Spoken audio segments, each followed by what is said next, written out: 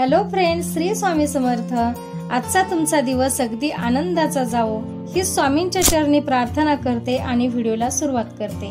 तर आजच्या व्हिडिओमध्ये आपण पाहणार आहोत की उद्याच्याला अमावस्या आहे आणि या अमावस्येच्या दिवशी आपल्याला काही सेवा म्हणा किंवा उपाय हे करण्यासाठी अगदी चांगला दिवस मानला जातो। तर या दिवशी आपल्याला काय विशेष अशी सेवा किंवा उपाय करायचा आहे हे आज आपण जाणून घेणार आहोत। तर घरात सतत काही ना काही कुरबुरी होत असतील किंवा नेहमी काही भांडणे होत असतील तर या सर्वांमुळे जर माता लक्ष्मी घरामध्ये जर टिकत नसेल तर घरातील ही पीडा दूर करण्यासाठी एक अतिशय सोपा असा उपाय आपण उद्याच्याला म्हणजे अमावस्येच्या दिवशी करू शकतो। त्यासाठी आपल्याला लागणार आहे दही आणि तांदूळ।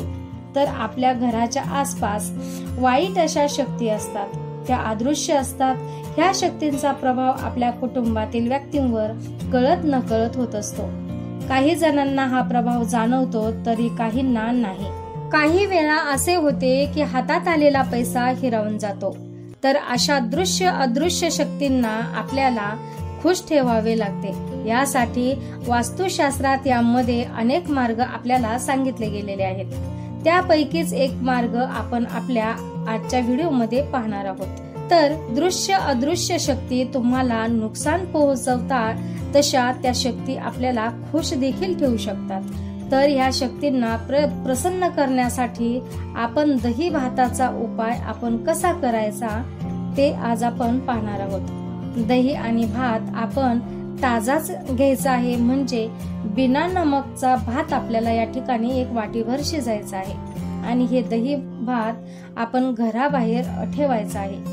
तर यासाठी दिवसातील कोणत्याही वेळेला म्हणजे तुम्ही सकाळचे जे 12 वाजलेले असतात तर 12च्या नंतरून तुम्ही कधीही ठेवू शकता। घराबाहेर आपण हा भात ठेवताना एक काळजी घ्यायची आहे की हा दही भात कुत्रा किंवा आणखी कोणतेही पशु पक्षी असतील त्यांना हा भात खाता येईल अशा ठिकाणी ठेवायचा आहे।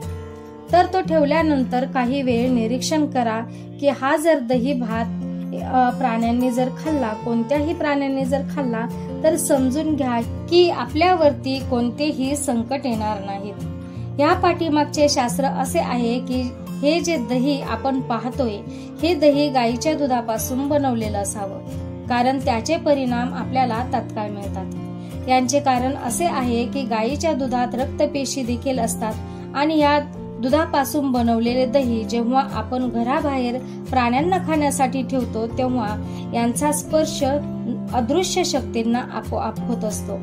एक प्रकारे आपण ते रक्त आपण त्या शक्तींवर शिंपडत आहोत असा त्याचा अर्थ होतो आणि त्यामुळे कोणत्याही प्राण्यांचा बळी न देता ह्या अदृश्य शक्ती आपल्यावरती प्रसन्न होतात आणि या शक्ती आपल्यावरती प्रसन्न झाल्याने आपल्या घरातील पीडा दूर होते।